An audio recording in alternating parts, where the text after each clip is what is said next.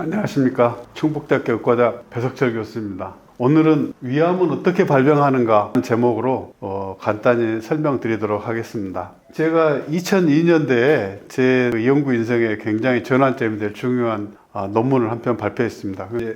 셀에 발표된 논문인데요. 렁스3 유전자가 암 억제 활성을 가진다는 것입니다. 이 렁스 유전자는 제가 1995년에 발견한 유전자인데 7년간 이 유전자가 무슨 역할을 하는지를 규명한 끝에 논문을 낸 건데, 여기 보시면 이게 다 연구자들인데 저자들이 굉장히 많죠. 정말 국제적인 연구팀들이 모여가지고 하나의 주제로 해서 결론을 얻은 것입니다. 결론은 렁스3 유전자가 위암을 억제한다. 그리고 이 위암 억제 유전자가 위에서 기능을 잃는 것은 그 유전적인 변화가 아니고 후생 유전학적 변화다. 즉, 그 원상 복구가 가능한 형태로 불활성화된다 하는 것이 이 논문의 주요 내용이 되겠습니다. 그리고 이제 휴먼 게스트릭 캔서, 인체 위암의 45%, 약 60%, 동양인에서는 약 60% 정도가 불활성화에 의해서 위암 발병이 일어난다 하는 것을 이제 보고한 내용입니다. 근데 이 내용을 이해하기 위해서는 먼저 암의 정의를 다시 한번 볼 필요가 있습니다. 제가 몇 번 말씀드렸지만 이 암이란 무엇인가 하는 데 있어서 암을 설명하는 가장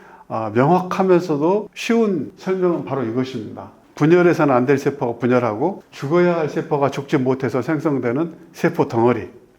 근데 이 정의로 볼 때 이 두 가지 사건, 분열해서는 안 될 세포가 분열하는 것, 그리고 죽어야 할 세포가 죽지 못하는 것, 이 두 가지 분자적 사건이 하나의 세포에서 동시에 발생할 때 암이 생깁니다. 근데 특히 위암에서는 두 번째가 아주 중요합니다. 왜냐하면 우리 소화관에 있는 세포들은 상피세포들, 암 발병 원인이 되는 이 상피세포가 오래 살지 못합니다. 한 열흘 정도밖에 안 되거든요. 그러니까 열흘이면은 그 세포는 죽고 새로운 세포가 계속 그 자리를 대체하게 됩니다. 그러니까 이 세포가 열흘 만에 죽어야 되는데 죽지 않고 살아남으면 암 발병의 주요 원인이 된다는 것입니다. 여기 보시면 이제 이건 위 조직을 잘라가지고 현미경으로 본 것입니다. 정상 생쥐의 위 벽이고요. 여기는 렁스3가 결손된 생쥐의 벽인데, 여기 보시면 여기서 요만큼이 상피층 두께거든요. 근데 여기 두께가 훨씬 더 두껍죠. 저 두꺼운 거는 세포 수가 많아진 겁니다. 근데 세포 수가 많아진 이유가 뭘까? 세포 분열이 증가한 것인가? 아니면 죽어야 할 세포가 죽지 못한 것인가? 이걸 보기 위해서 이 세포 사멸을 본 것입니다. 같은 슬라이드인데 여기 보시면 초록색으로 밝게 빛나는 세포들, 이게 죽어가는 세포입니다. 그러니까 정상 세포에서는 밑에서부터 세포가 자라나가지고 와서 끝에 도달하면은 죽어 나가는 겁니다. 그래서 밑에서 계속 새로운 세포가 올라오는 거죠. 이 끝에 도달한 세포들은 이렇게 초록색으로 빛나는 것은 이걸 보고 보통 터널 스테이닝이라고 하거든요. 터널 염색이라고 하는데 죽어가는 세포를 염색한 것입니다. 활발하게 죽어 나가는 걸 볼 수 있습니다. 여기서 죽어 나가면서 새로운 세포가 올라와서 대체가 이루어지고 있는 것이죠. 그런데 렁스3를 결손시킨 생쥐는 이게 두꺼운데 이쪽에 보시면 이 초록색으로 빛나는 세포들이 거의 없죠. 즉 세포가 죽지 못하고 있는 겁니다. 렁스3가 있어야 죽어야 할 세포가 죽을 수 있다 하는 것을 보여주는 아주 중요한 결과라고 할 수 있겠습니다. 이렇게 이 렁스3 결손이 죽어야 할 세포가 죽지 못해서 암이 생긴다고 하는데, 그러면 인체 위암을 보면 어떨까? 이제 몇 가지 위암 분류법을 보여드리겠습니다. 여기 보면은 조기인지 진행, 침륜의 깊이, 암 조직이 바닥으로 얼마나 깊이 파고 들어갔는지를 보는 것에 따라서 분류하기도 합니다. 또 하나는 형태 및 조직학적 분류인데, 이건 꼭 현미경으로 잘라봐야지 알 수 있는 것이죠. 이건 이제 로렌 분류이고요. 이 형태 조직학적 분류가 일반적으로 많이 이용되고 있고, 특히 그 분자 수준에서, 유전자 수준에서의 암을 연구한 연구자들은 거의 대부분 2번 분류를 따릅니다. 3번도 있습니다. 진행 형태, 얼마나 많이 진행됐는지에 따른 것인데, 여기 형태 및 조직학적 분류를 보면 위암은 크게 두 가지로 나뉩니다. 하나는 장형 위암이고 하나는 미만형 위암입니다. 근데 장형 위암은 그 암이 덩어리를 만들고 경계가 뚜렷하거든요. 보통 이런 암들은 진단이 쉽게 될 수 있습니다. 모양 자체가 다르기 때문이죠. 근데 미만형은 옆으로 많이 퍼져 있습니다. 그러니까 얼른 이 암인지 잘 모릅니다. 그래서 이제 이 진단이 늦게 이루어지고 내시경으로 봐도 잘 안 보일 때도 많습니다. 그래서 이제 어느 쪽이 더 위험하냐 하면은 미만형이 더 위험하다고 합니다. 근데 장형이라고 그래서 위험하지 않은 건 아닙니다. 위험하게 마찬가지인데 좀 더 위험한 것은 미만형입니다. 근데 이제 이 장형 위암하고 렁스3하고의 관계는 아주 잘 연구되어 있습니다. 여기 보시면 제가 꽤 오래전에 한 15년쯤 전에 낸 논문인데요. 장형 위암 발병의 가장 중요한 원인이 되는 인자로서 헬리코박터 파일로리가 잘 알려져 있습니다. 아마 여러분들 그 위암하고 박테리아 사이에 서로 중요한 상관관계가 있다는 얘기를 들으셨을 겁니다. 그 박테리아가 바로 이 헬리코박터 파일로리입니다. 근데 이제 보통 위에서는 박테리아가 살기 굉장히 어렵습니다. 왜냐하면 위라고 하는 곳은 그 염산이 분비돼서 굉장히 산성이거든요. 극도로 산성이라고 생각하면 됩니다.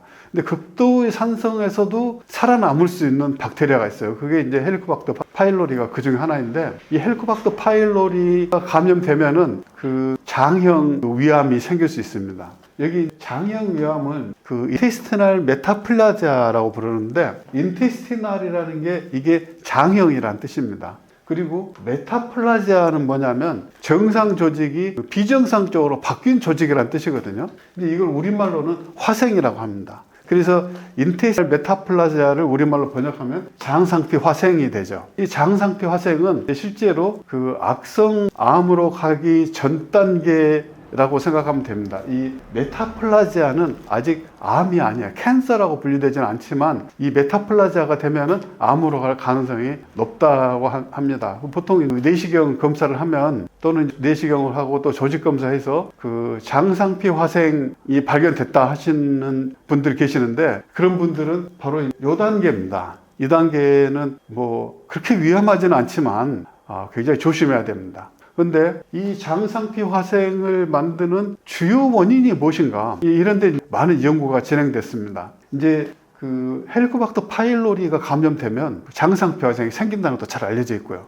근데 헬리코박터 파일로리가 감염된다고 해서 다 장상피 화생이 되는 건 아닙니다. 장상생이 되는 그 가능성이 아주 높아지는 거죠. 근데 어떤 사람은 그 헬리코박터 파일로리가 감염되면은 장상피 화생이 되지만, 어떤 사람은 헬리코박터 파일로리 감염돼도 장상피 화생이 꼭 되는 건 아닙니다. 왜 그런 차이가 뭘까요? 이 논문은 렁스3 레벨이 낮은 동물은 헬리코박터 파일로리 감염에 의해서 쉽게 장상피 화생이 될 수 있다는 겁니다. 이제 헬리코박터 파일로리가 어떻게 그럼 장상피 화생을 일으키는가 하면은, 그 헬리코박터 파일로리 박테리아는 그 세포 속에 들어가는 박테리아가 아닙니다. 세포 밖에 있어요. 그런데 이 밖에서 자기 유전자를 그 위 세포에다가 넣었습니다. 자기 일부를 넣었는데 그 유전자가 들어가서 뭔가 하는 거예요. 근데 이 논문은 그 유전자가 들어가서 하는 역할이 렁스3 기능을 저하시킨다는 겁니다. 그래서 장상피 화생을 만드는 거예요. 근데 원래 기본적으로 레벨이 정상적으로 높은 사람은 그 헬리코박터 파일로리에 의해서 렁스 레벨이 조금 낮아진다고 해도 그래도 장상피는 가지 않습니다. 왜냐하면 상당히 많이 낮아져 있는데, 근데 이제 기본적으로 렁스 레벨이 낮아져 있는 사람도 어떠냐? 그러면 이 헬리코박터 파일로리가 감염되면 그러면 쉽게 장상피 화생으로 갈 수가 있습니다.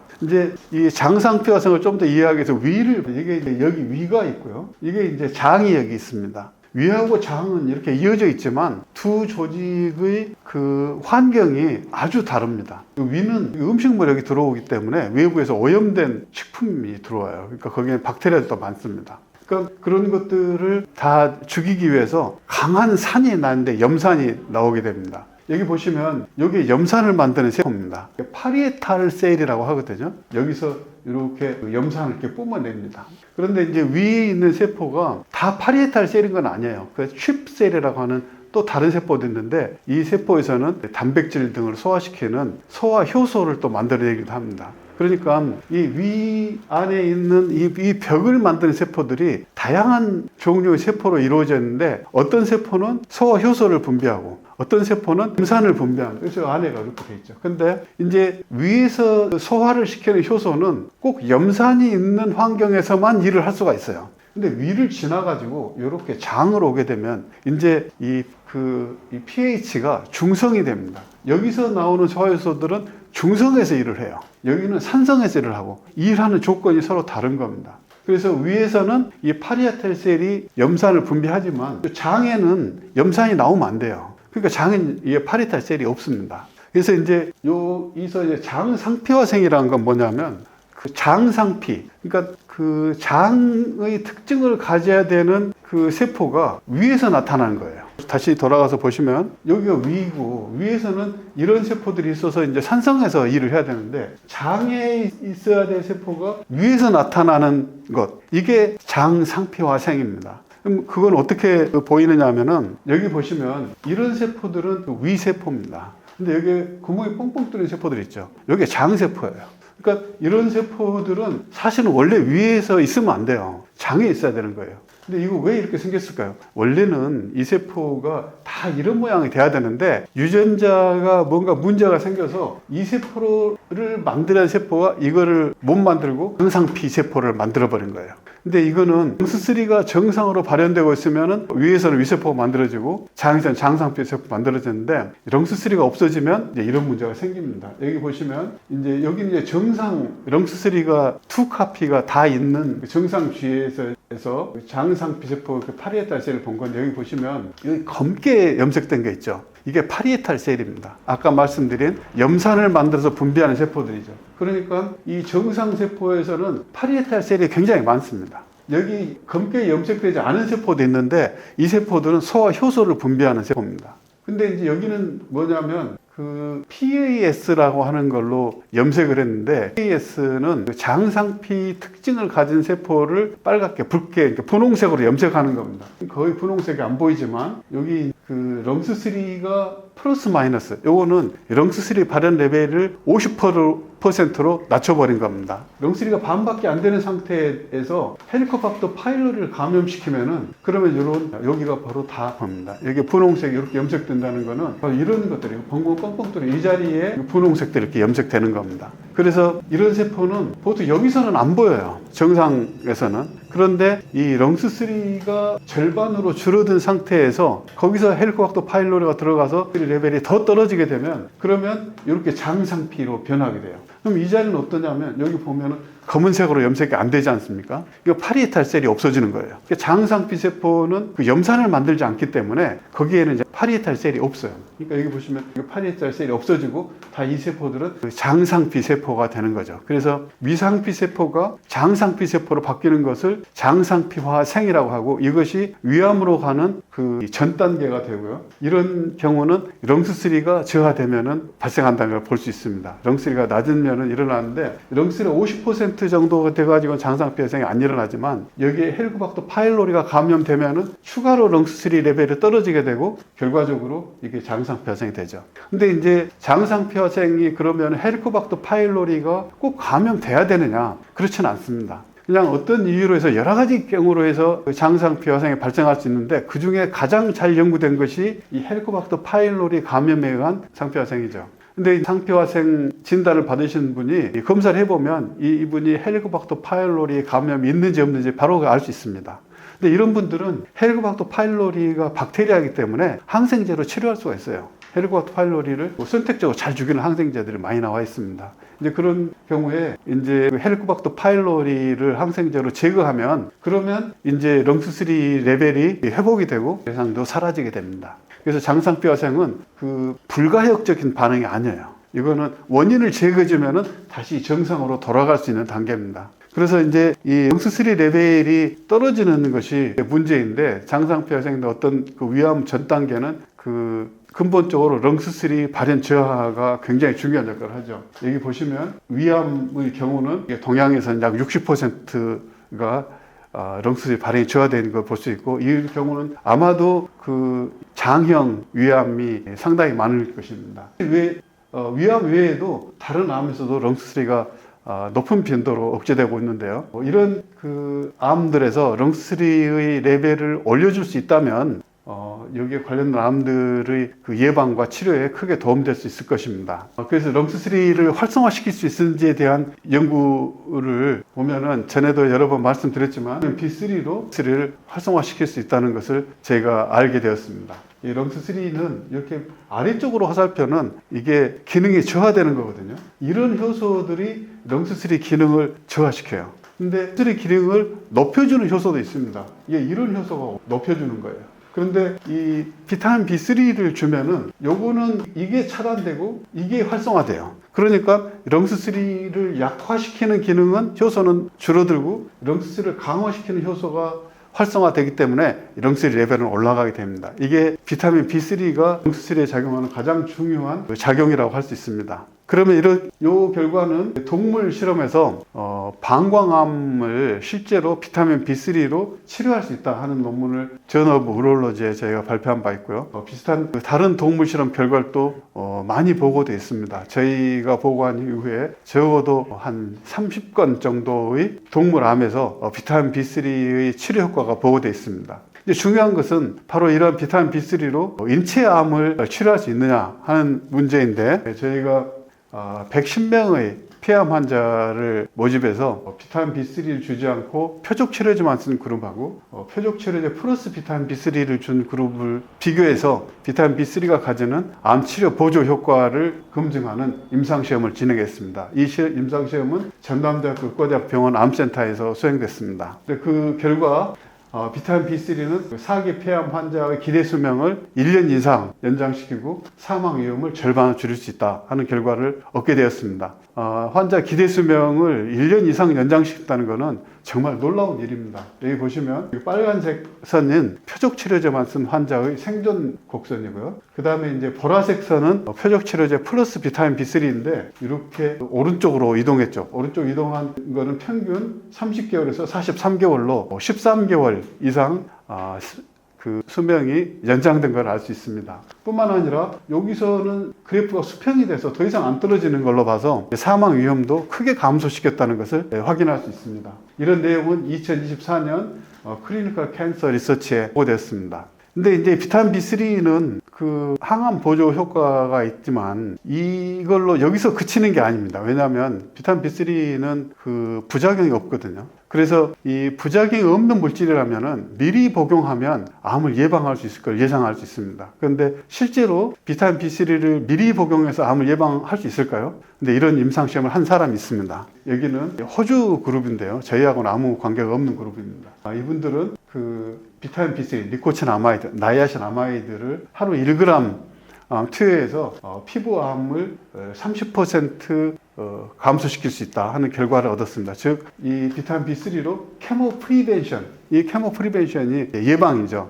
암 예방에 적용될 수 있다는 것을 보여주는 귀중한 결과라고 할 수 있겠습니다. 암은 발병률이 점점 늘고 있습니다. 그리고 과거에는 나이 많은 분들에서만 보이던 암들이 요즘은 젊은 사람들도 많이 보이고 있거든요. 굉장히 두려운 일입니다.